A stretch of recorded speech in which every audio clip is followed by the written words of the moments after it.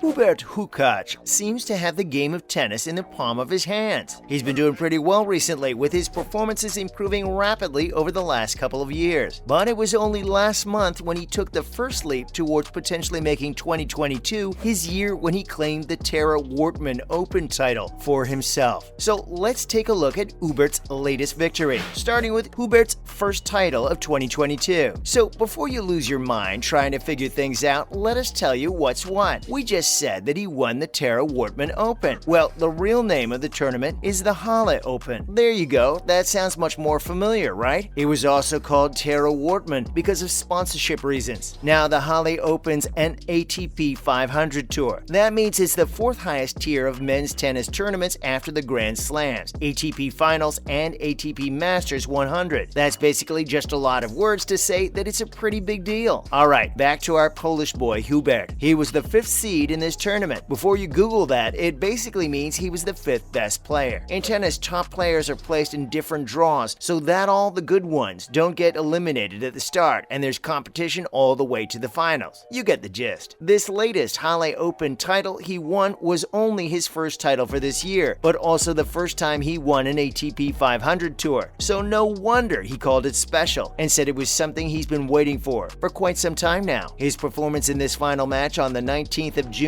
against Daniil Medvedev was easily one of the best ones in this year's grass season. Just look at this. He bagged a stunning 6-1, 6-4 victory against his opponent. What stood out the most was probably how fierce he was in his serving. He was not playing around, and you could see right from the beginning that the 25-year-old was dominating the game and he was making it look so easy. He himself was also aware of how incredible he did in the serving department, saying that he also felt he was serving well because of the momentum he gained during the first game. And while it was a great spectacle for the audience, Hubert's aggressive game wasn't very well received by Medvedev. Maybe he wasn't expecting such excellence, but whatever it was, he was quite visibly frustrated as the game progressed because no matter what he did, Hubert was not backing down one bit. It was all well in the end though. Both players complimented each other. True sportsmanship spirit right there, folks. And just like that, in only 63 minutes in the Owl Arena in Germany, Hurkacz got what he wanted, a two-spot jump in his ranking, becoming number 10 in the world. He said that his first ATP 500 win being on the grass made it a lot more special for him, and also that he was happy he got to be victorious in front of a massive crowd. We think you have a lot more of those coming, Hubert. Now let's hear about his road to the final. Hearing about the results of the final makes you forget that the poor players had to work just as hard to get there in the first place, but we don't do that here. So let's appreciate Hurkacz's road before he got to face the Russian giant Medvedev in the final. His quarterfinal win against the Canadian legend Felix Auger-Aliassime was something of an upset itself. At that time, he was at number 12 in the world rankings, and his opponent Felix was up there at number 9 and was the fourth seed of the tournament. Felix is also much younger and more agile than Hubert at only 21 years of age. Yes, the current world number 9 was born in the year 2000, and yes, we're all getting too old. Also, no offense, Hubert, you're quite literally the champ. The match was pretty intense, staying tight the whole way through the game. Here, look at the final results and see for yourself. 7-6, 2, 7-6, 4. Yeah, as we said, intense. But none of that stopped Hubert from making it to the semis. Before this, he defeated American Maxime Cressy and Frenchman Hugo Humbert in the earlier rounds to get to the quarterfinals. Now to the semis, where Hurkacz faced Nick Kyrgios. Nick saw his highest rankings in 2016 when he was ranked 13th in the world. And just before the Halle Open, he was sitting at 65th in the world. But listen, don't let that mislead you. His performance in this tournament alone was so impressive that he was promoted a whole 20 points and ranked 45. And currently, he's at 40. So yeah, you better believe it, it was a tough competition. The semi-final match was also quite tight. Both the players had absolutely no intention of letting the other dominate. The only differences would appear at the very end of each set. But things worked out for the Pole, and in front of a jam-packed stadium cheering for him, he won the match 4-6, 7-6, 2, 7-6, 4. And so, Hubert advanced to his 5th ever ATP Finals to meet world number 1, Daniil Medvedev. Also, he beat the Daniil Medvedev. Right, let's take the story back where we started, the final. But this time, let's talk a little about the opponent he beat, and maybe this will put it into perspective how big this win really was. The 25-year-old Pole didn't just defeat anyone anyone, he defeated the current best player in the world. Daniil took the spot from none other than Novak Djokovic himself in February this year. If that didn't really do it for you, this might. This 27-year-old Russian's the first player outside of the Big Four to be at number 1 in the world rankings in 18 long years. The Big Four obviously are Djokovic, Roger Federer, Rafael Nadal, and Andy Murray. The last time someone was on top who wasn't one of them was Andy Roddick on the 1st of February 2004. So yeah, it's a big talent we're talking about here. And for little old Hubert Hurkacz to not only win but dominate and sweep the game and outplay him completely as if it was a child he was playing against, an upset to say the least. But it's important to mention here that Daniil doesn't seem to be in the form when it comes to the finals. This was his second final in a row that he lost. This season he won 7 out of 9 games on grass. Both the games he lost were finals. Daniil himself also seems aware of this. He was pretty annoyed during his match against Hurkacz, and he progressively got angrier and angrier as he saw the match slipping away from his hands. In fact, he completely lost his cool and had a heated moment while he was still on the court playing. Medvedev started shouting loudly at his French coach, Gilles Severa, and Severa stood and left the court. So could it be something going on between the two causing his performance to decline? Or is it his constant losses causing the bitterness? Who's to say? Maybe a little bit of both. Anyway, Medvedev later apologized for not making the match interesting enough and being difficult to be with on the court. But one man's loss is another man's gain. Hubert was over the moon for beating the world's best player, and he deserved it, to be honest. A perfect end for him to a perfect tournament. Other news. Now for some other sports news. There's a ban on Russian and Belarusian tennis players. Did you know that in the wake of the Russian invasion of Ukraine, all the Russian and Belarusian tennis players are barred from playing in Wimbledon? This includes both male and female players. What makes this decision controversial is that out of the top 100 male players, 4 are Russian, including the world's number 1 Daniil Medvedev, and 1's Belarusian. On the other hand, out of the top 100 best female players, 8 are Russian and 3 are Belarusian. This is being criticized by not only fans but also the people in the game. Novak Djokovic said that he himself has seen war in his homeland and thinks that the players have nothing to do with what's going on in Ukraine, and so they shouldn't be paying the price for it. And Murray has no plans to go to Saudi Arabia. Saudi Arabia has been investing in sports a lot lately. It's being said that they're interested in hosting a tennis tournament there as well and have been in talks with numerous players about it. Andy Murray says he was one of them, but he also made it clear that he would never go to Saudi Arabia to play tennis. Still, many others were also offered, so only time will tell if this too will turn into something like what's going on over there in golf. Also, Federer still wants to play at Wimbledon. Roger Federer has been on the sidelines for the past year or so because of his knee problems, but he said he wants to be at Wimbledon at least one more time. This year, he was seen at Wimbledon not as a player, but in his dark suit and tie to attend the ceremony. We can't wait to see you, Roger. Wimbledon isn't the same without you. That's a wrap for this video. Thank you for watching. See you in the next one.